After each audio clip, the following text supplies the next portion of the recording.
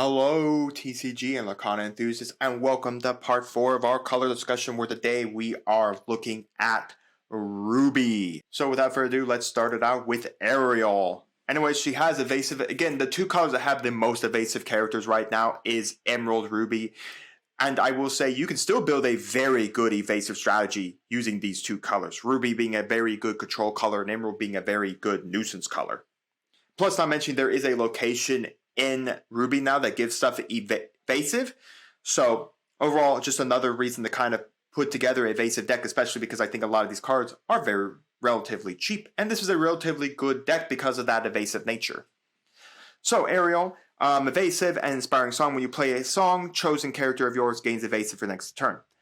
There's not really a lot of songs that I would want to play, honestly, in an evasive deck, especially because I'd want to play the Emerald. But there are some good, okay, Emerald-like control cards.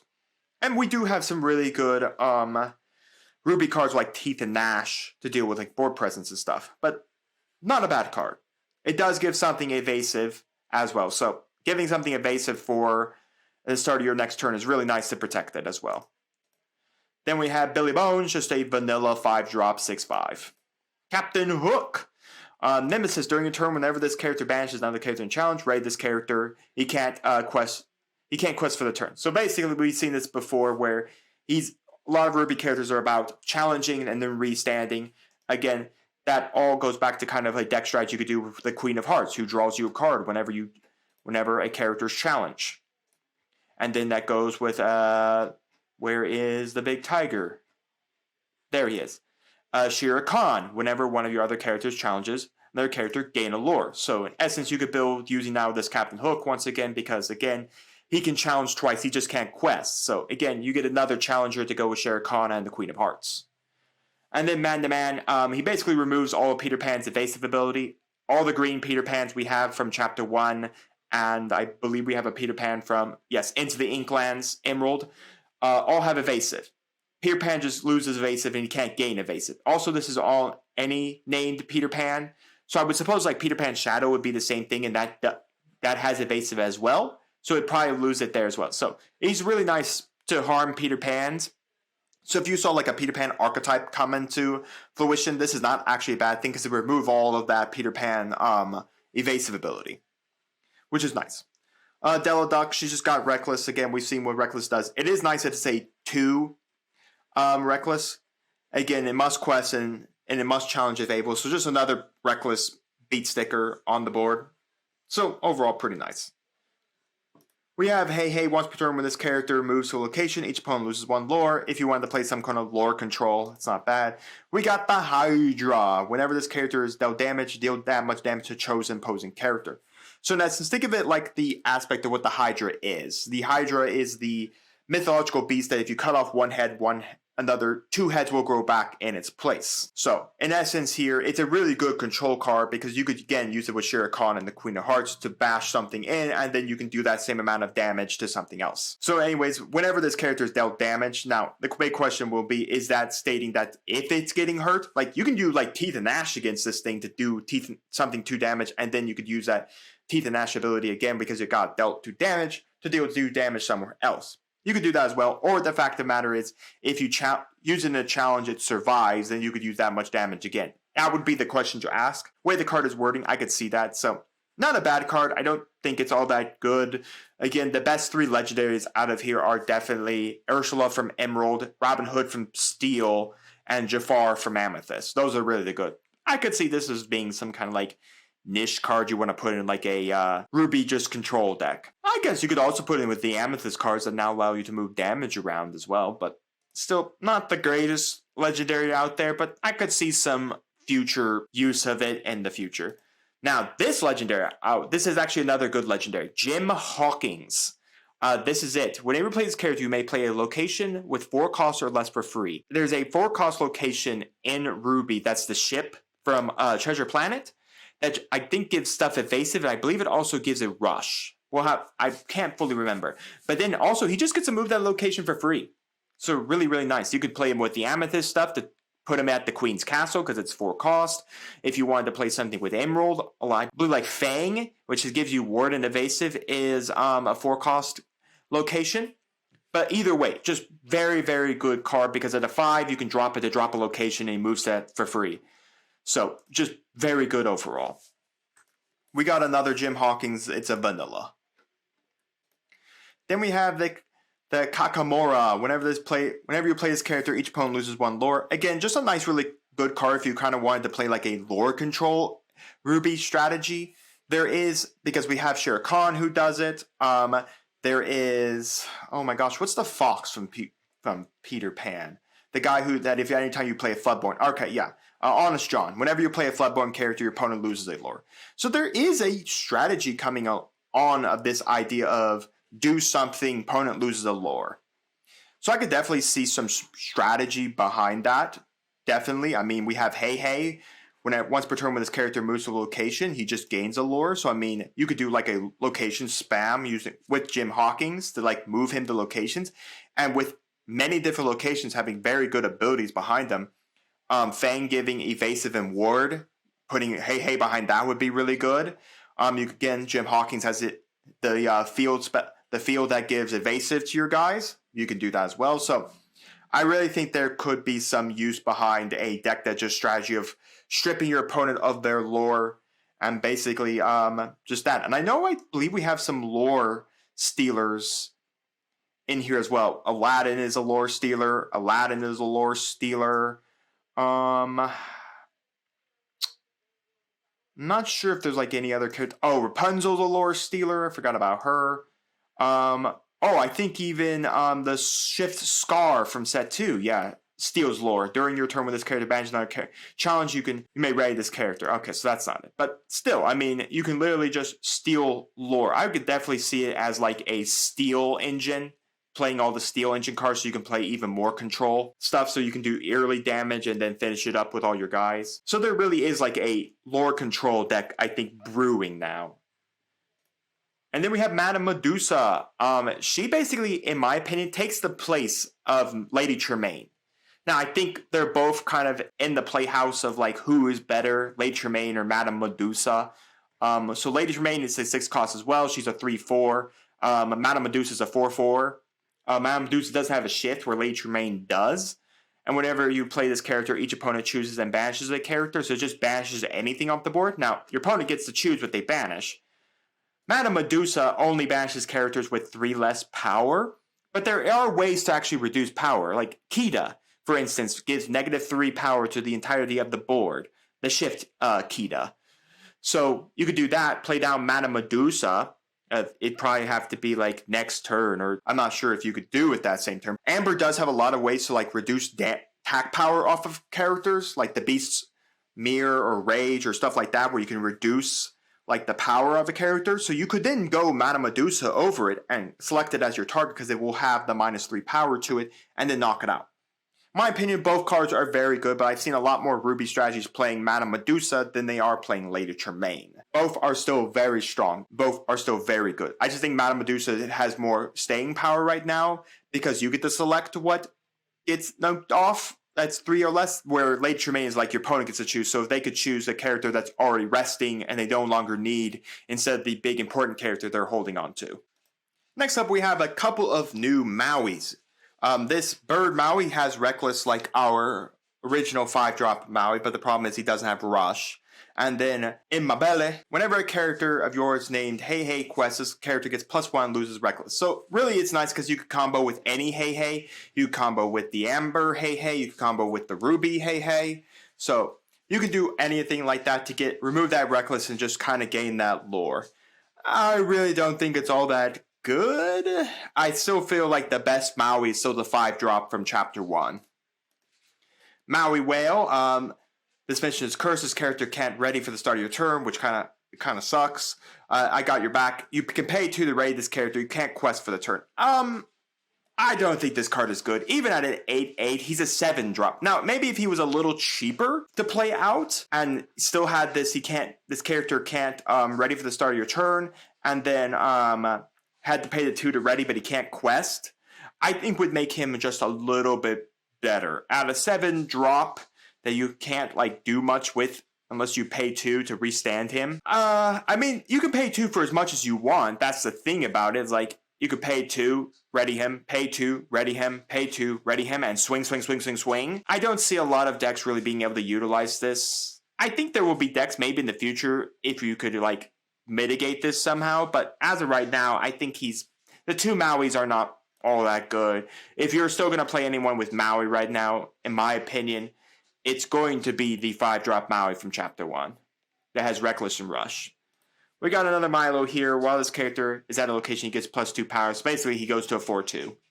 Not bad. We got a couple of Moana here. This is a Shift 3 Moana. Whenever this character quests while at a location, ready all other characters here, they can't quest. So really, again, another nice card to go with like that Honest John strategy, the 𝐿𝐷𝐾𝐿 strategy, the Queen of Hearts, where it's kind of like beat down, steal lore, and all that, because she's also Floodborn. I could definitely see this because you could stick a lot of characters at a specific location. Like I said, there is 𝐂𝐍𝐿's Palace, which you could do like Ruby Emerald to turn everything onto 𝐂𝐍𝐿's Palace and then basically have them like quest, raid them all, and hit face and then do something with that.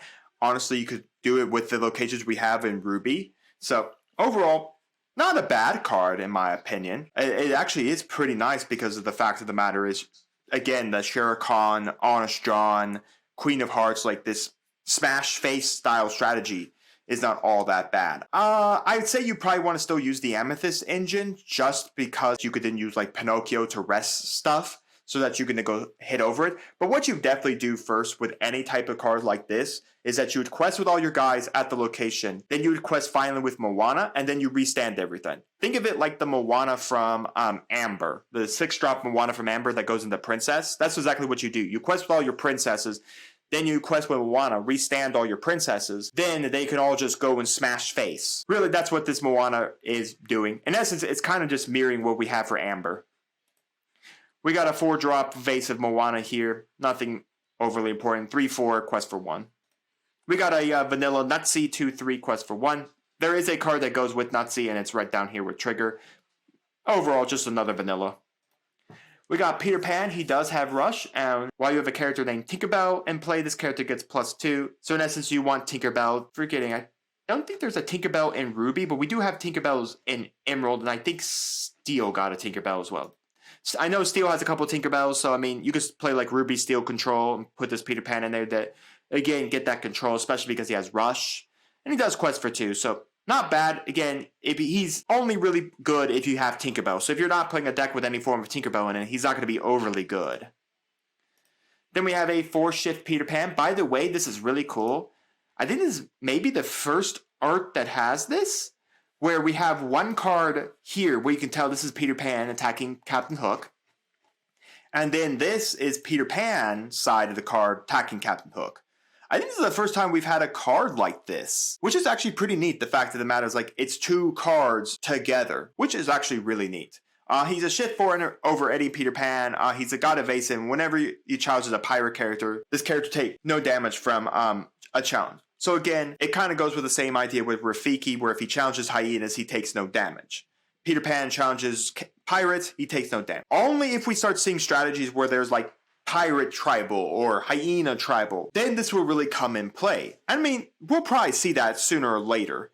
We have a good chunk of pirates now running around. I don't think there's enough pirates to build like a pirate tribal deck, but I think that's where I believe Lorcana's like heading into, kind of telling us with this Rafiki and with this Peter Pan that we're going to get tribal style decks into the game. So a really nice card if that starts appearing in the meta. Not bad. Again, as of right now, it's very niche. Even for the evasive, we have a lot of other evasive characters that can quest for 2 that are cheaper. And like I said, really, if we only started seeing like pirate tribal become a deck strategy, then maybe that'd be good. Still, not bad. Prince Eric, surprise maneuver. When this character is banished, you may banish chosen character. Basically, it's a Ruby card that does what Emerald does, and quest for 2. We got Scroop. I do like that we have a lot of characters from this set from Treasure Planet. It's really cool. Underrated movie, by the way. While his character has damage, he gets +3 power. So in essence, he just wants to be a damaged character. A neat idea, especially if you use like the new Amethyst cards that can move damage around, moving just a single damage counter to him.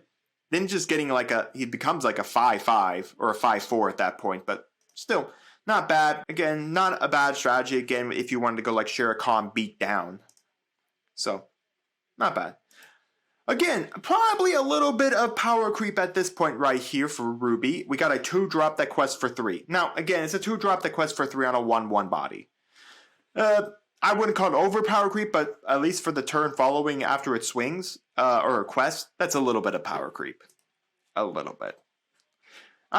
Overall, out of the 3 colors in this color we looked at, there isn't this overall big leap into power creep just yet. I was kind of surprised that we're not seeing like this giant leap in power creep. But anyways, we have, of course, slightly, if you have a character named Peter Pan in play, you can pay 1 less to play this character, and he has evasive. So, in essence, it's really good if you play like Peter Pan because all the Lost Boys are Peter Pan, or Peter Pan's Lost Boys. So, kind of makes sense. Not bad overall. Again, we have just a lot better evasive characters, and you'd have to play Peter Pan to really get that, like putting him as like 3-drop. But for a 4/3 body, he might not be that bad.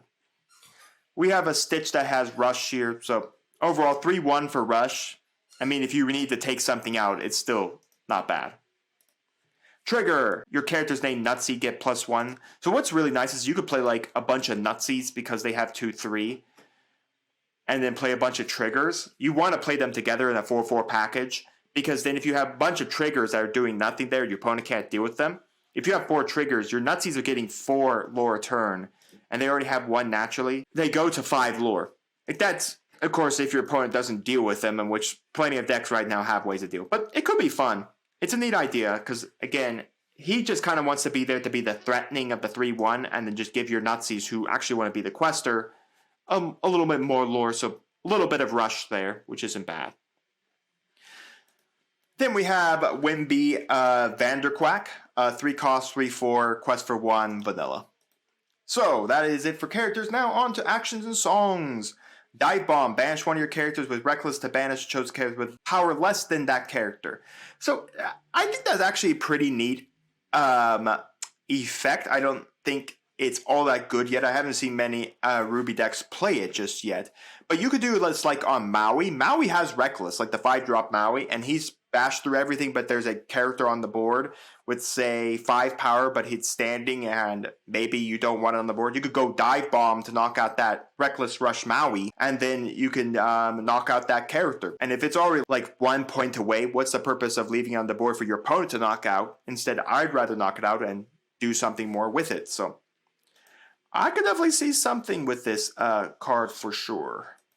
I've Got a Dream, probably the best song from Rapunzel. I Got a Dream. I can see them pulling like a lot of lines from I Got a Dream, just because there's like, could you see me up there playing Mozart? I mean, there's so many things, like the guy with the ugly face who wants to get a girl, the guy who likes miming, the guy who wants to play piano with a hook. So I mean, there's a lot of things you can go with. The guy who likes his little tiny horses. I mean, there's even Flynn Rider's like a big stack of money. So I think there could be a lot of parts you could pull from that song.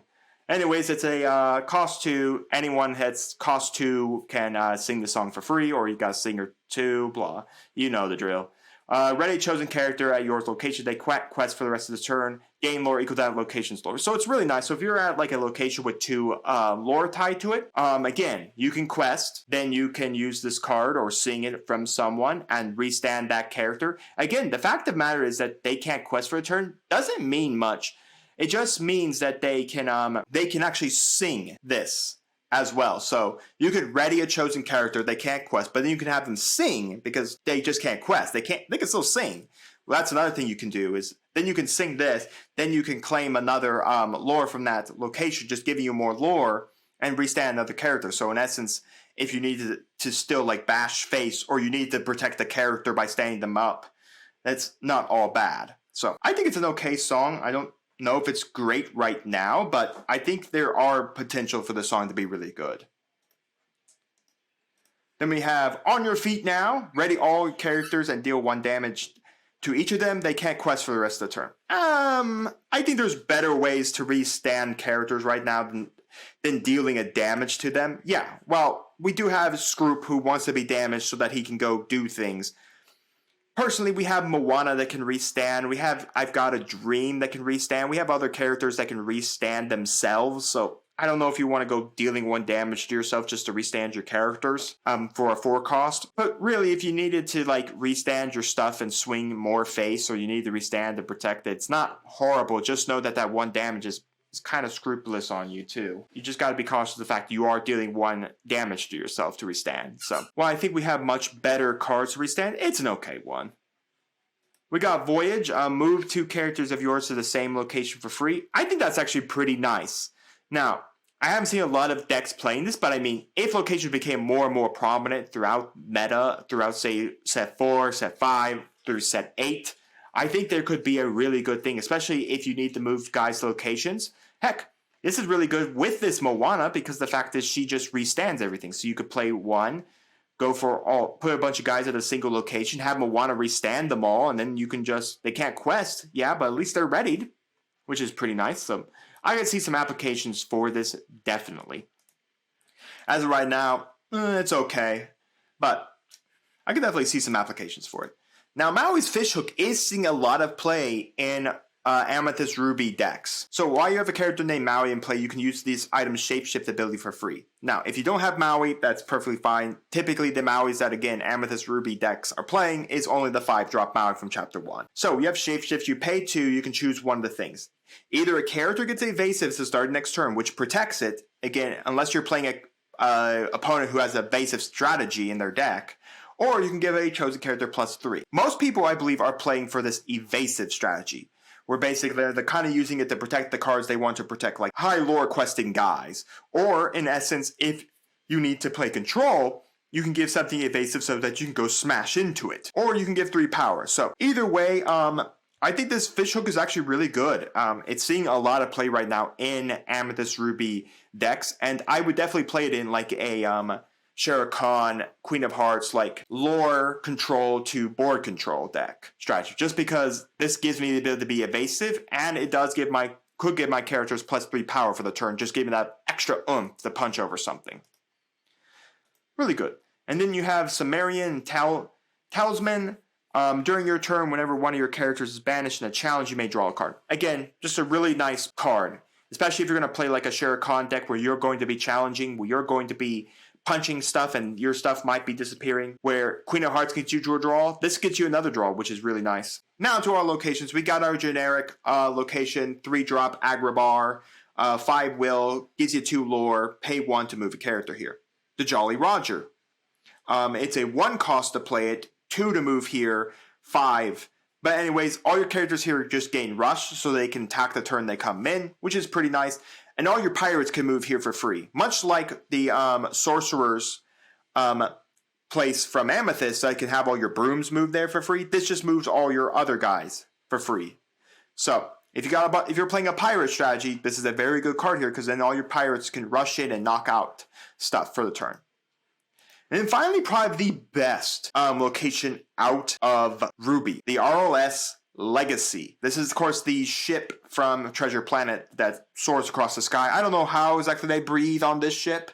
I don't know, but they all suddenly could breathe in space while on this ship. I don't understand that, but characters gain evasive while here. So we saw an Emerald location that does the exact same thing, gives evasive and ward, and that's Fang. So this is a 4 cost. So typically what you do with this one is that you usually typically play it off Jim Hawkins, and then Jim Hawkins gets to move here for free. And then he gains evasive. So this is another way to just give a bunch of characters evasive so that your opponent can attack them. Again, it's got two lore tied to it. And then also, if you have a character here, you can pay 2 less to move a character here. So as long as Jim is on this location, you get to pay 1 to move every character you want here. So overall, this is probably the best location because, again, if you're going like that Shere Khan, like, strategy where you use like Honest John and Shere Khan to remove lore and gain lore, and then the Queen of Hearts to draw cards when challenging, this is probably the best location to do it at. Because you get to dictate the challenging, because our guys are all evasive while they're sitting here. And then like you can use like Moana, like I said, you can quest with all of them here, have Moana quest, restand them all while they're at this location, and then you go swing face next turn.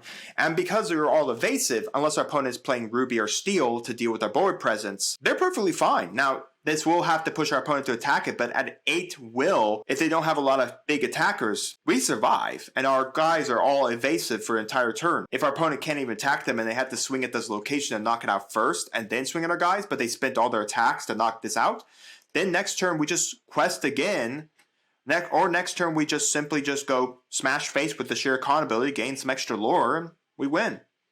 So yeah, best location out of Ruby without a doubt. I could also see the Jolly Roger being good because you gain that rush. But I see a lot more of this running around than anything else. But overall, Ruby is still just a control mechanic. It's still just a control color. Ways to control board presence. More a couple of guys that gain evasive.